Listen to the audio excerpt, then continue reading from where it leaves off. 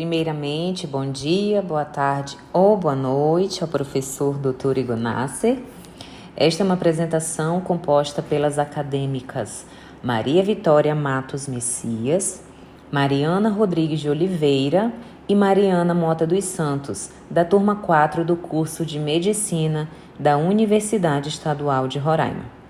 Para o seminário da disciplina de Bioquímica, com o tema proposto Integração metabólica e hormonal no estado alimentado. Então, para darmos início, vamos falar sobre exercício físico versus a alimentação. O rendimento físico, ele pode ser impactado por aspectos quantitativos e qualitativos, como horário da ingestão, consumo de alimento líquido ou sólido, intensidade e tipo de treinamento físico realizado, dentre outros.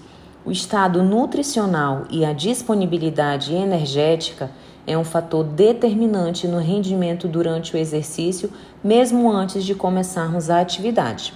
Por exemplo, se um atleta ele inicia a atividade em jejum ou com uma alimentação inadequada, o seu rendimento provavelmente vai ser comprometido.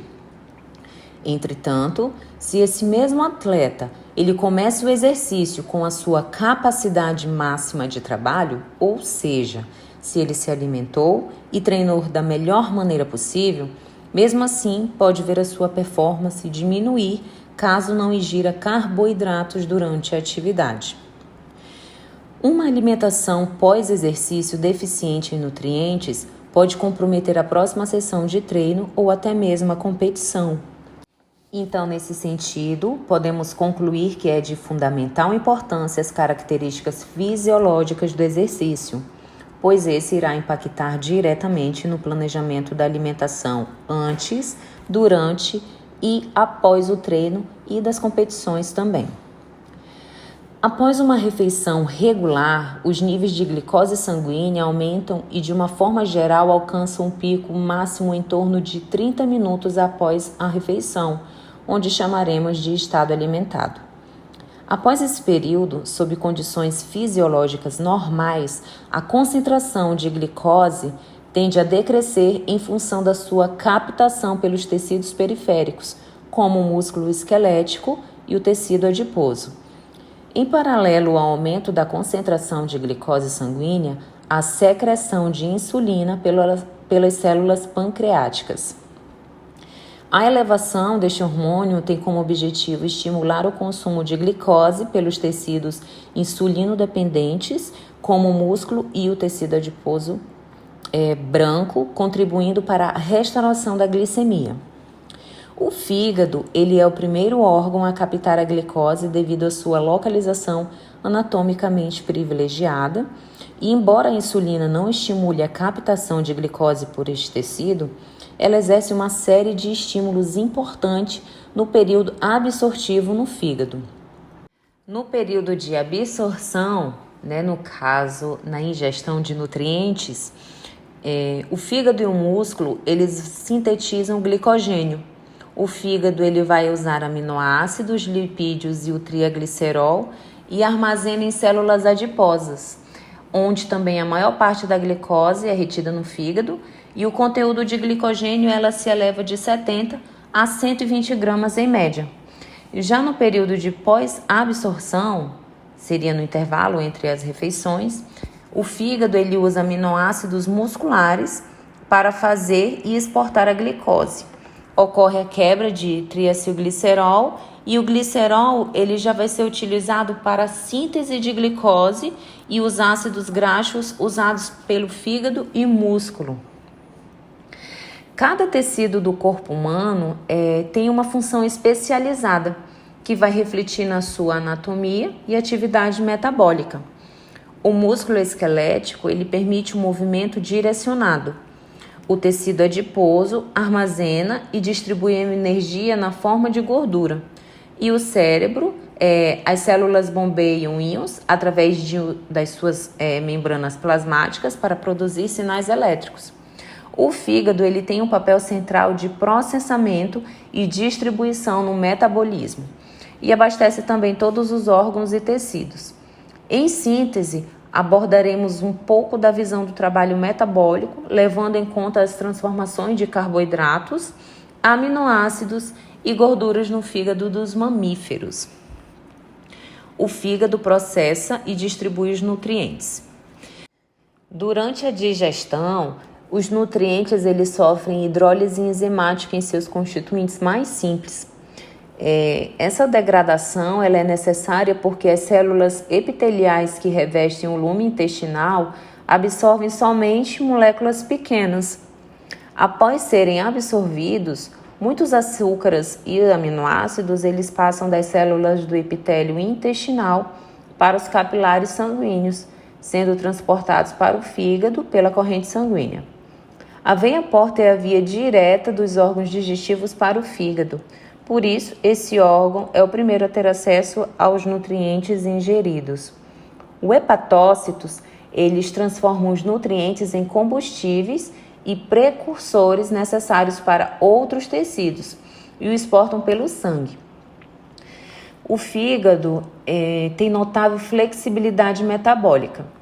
Por exemplo, quando a dieta ela é rica em proteína, os hepatócitos se abastecem com altos níveis de enzimas para o catabolismo dos aminoácidos e a gliconeogênese. Algumas horas após uma mudança para uma dieta rica em carboidratos, os níveis dessas enzimas elas começam a diminuir e os hepatócitos eles aumentam os níveis de enzimas essenciais para o metabolismo de carboidratos e para a síntese de gorduras. Mamíferos, ele tem seu metabolismo regulado de forma global e integrada, sendo que a especialização de órgãos e tecidos se dá devido à diferenciação celular. O conjunto de enzimas sintetizados em um órgão, ele confere a ele características metabólicas específicas. Exemplo: hepatócito, ele sintetiza e degrada lipídios e as hemácias nem sintetizam e nem degradam lipídios. Além disso, embora os tecidos eles possuem funções distintas, não são autônomos, devendo agir de forma concentrada. A coordenação de órgãos e tecidos ao mesmo sinal permite a resposta adequada do organismo como um todo. Isso se dá através dos hormônios, que, ao atingirem as células-alvos, causam modificações no metabolismo desta, expressão gênica, atividade enzimática e transporte através das membranas. Os hormônios, eles são os primeiros mensageiros do sistema endócrino, sintetizados pelo sistema endócrino e secretados para a corrente sanguínea. Eles são pequenas moléculas ou proteínas produzidas em um tecido, liberadas já na circulação e transportadas a outros tecidos, nos quais agem por meio de receptores para poder produzir mudança nas atividades celulares. Em nosso organismo, praticamente cada processo é regulado por um ou mais hormônios: manutenção da pressão arterial, equilíbrio de eletrólitos, fome, comportamento alimentar, digestão, etc. A coordenação do metabolismo nos mamíferos ela é realizada pelo sistema neuroendócrino. As células de um determinado tecido sentem uma mudança nas condições do organismo e respondem secretando um mensageiro químico, que passa para outra célula no mesmo tecido ou em um tecido diferente, na qual o mensageiro ele vai se ligar a uma molécula receptora e vai desencadear uma mudança já nesta segunda célula. No contexto da integração hormonal do metabolismo, 3 hormônios eles desempenham um papel crítico na integração do metabolismo, que são eles: os peptídicos, que é insulina e glucagon, e catecolaminas, que é a epinefrina e a adrenalina. Na homeostase, a insulina e o glucagon são os hormônios chaves na regulação a curto prazo da glicemia. A insulina, ela atua reduzindo os níveis de glicose no sangue, ou seja, ela tem o efeito hipoglicêmico, enquanto o glucagon e a adrenalina, eles atuam aumentando os níveis de glicose no sangue, tendo um efeito hiperglicêmico. Nos mamíferos, existe uma divisão de trabalho metabólico entre os tecidos e os órgãos especializados. O fígado é o órgão distribuidor e o principal processador de nutrientes. Os açúcares e os aminoácidos produzidos na digestão atravessam o epitélio intestinal e entram no sangue, que os transporta para o fígado. Alguns triacilgliceróis, derivados dos lipídios ingeridos, também fazem seu caminho para o fígado, onde os ácidos graxos constituintes eles são usados em uma grande variedade de processos. Os ajustes feitos minuto a minuto, que mantêm a concentração de glicose sanguínea em cerca de 4,5, envolvem ações combinadas da insulina, do glucagon, da adrenalina e do cortisol sobre os processos metabólicos em muitos tecidos corporais, mas especialmente no fígado, no músculo e tecido adiposo. A ação da insulina é um hormônio produzido pelas células beta do pâncreas na sua porção endócrina. A insulina, ela não influencia na captação da glicose no fígado. Ela induz a glicoquinase, responsável pela fosforilação da glicose no fígado, garantindo a permanência no fígado para sua utilização. Além disso, a baixa de glicose, a baixa afinidade de glicoquinase impede a retenção da glicose pelo fígado e inibe a degradação de triacilgliceróis. A secreção da insulina é estimulada pelo aumento da glicemia, de aminoácidos e também de hormônios secretados no intestino delgado após a ingestão, como a secretina. Dessa forma, a insulina atua revertendo a hiperglicemia, fazendo com que a glicose entre nas células. Dentre as ações metabólicas, a insulina sinaliza para os tecidos corporais, especialmente para o fígado, músculo e tecido adiposo, que a glicose sanguínea está mais alta do que o necessário. E como resultado, as células elas captam um excesso de glicose no sangue e convertem em glicogênio e triacilgliceróis para armazenamento. Por fim, a hipoglicemia e hormônios como a somatostatina inibem a secreção de insulina. Ação do glucagon e epinefrina.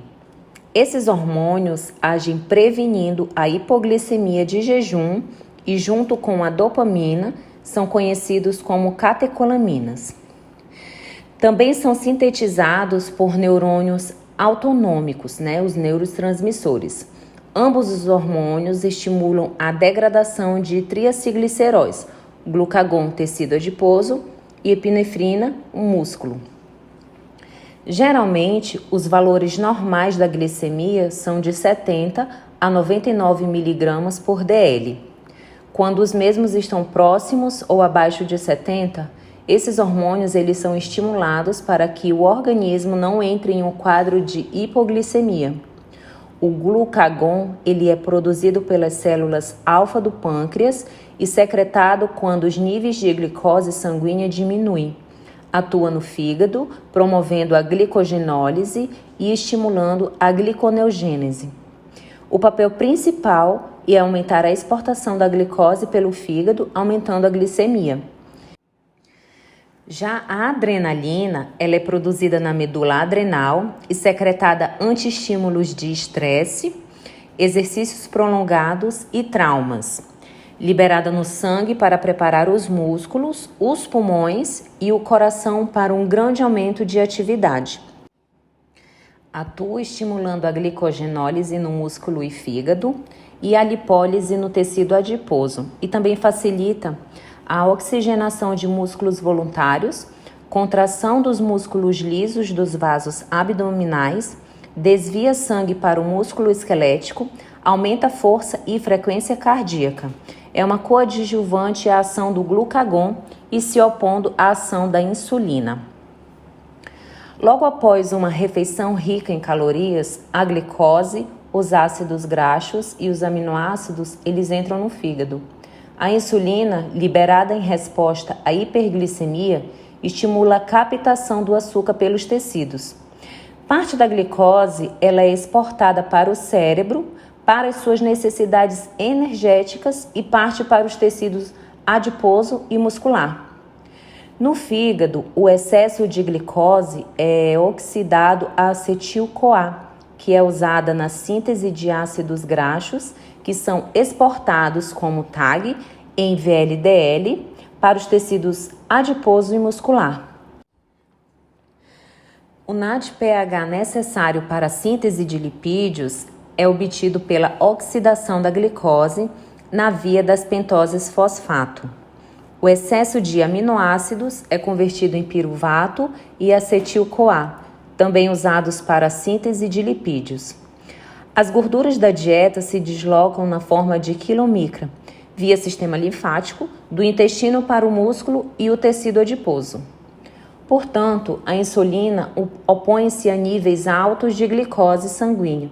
O glucagon opõe-se a níveis baixos da glicemia, juntamente com epinefrina e cortisol, que também participam dessa integração metabólica no nosso organismo.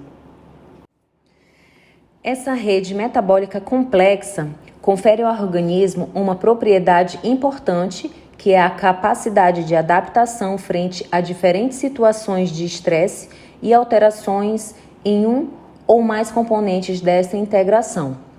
Além disso, a existência ou inexistência de alimentos no organismo interferem diretamente no processo metabólico de carboidratos, lipídios e proteínas. Além do mais, todos os tecidos possuem peculiaridades metabólicas que se associam para que seja atingida uma regulação equilibrada e harmoniosa. Essa associação abrange as atividades enzimáticas de todas as vias, o conjunto metabólico particular de cada órgão e o controle dos hormônios. O estado absortivo ele é o período de 2 a 4 horas após a ingestão de uma refeição normal. No organismo, ocorre um aumento da glicose, aminoácidos e triacilgliceróis no sangue. Logo, o pâncreas responde à elevação da glicose e aminoácidos com a liberação da insulina e redução do glucagon para o estado anabólico posterior. Nesse período, praticamente todos os tecidos eles utilizam glicose como combustível. Em síntese, as consequências provocadas pela insulina consistem em estimular a transformação do excedente da glicose do sangue através do armazenamento de glicogênio no fígado e no tecido muscular, bem como do armazenamento do triacilgliceróis no tecido adiposo. Então, esta foi uma breve apresentação na qual tratamos sobre a integração metabólica e hormonal no estado alimentado. Agradecemos pela oportunidade e atenção. Obrigada!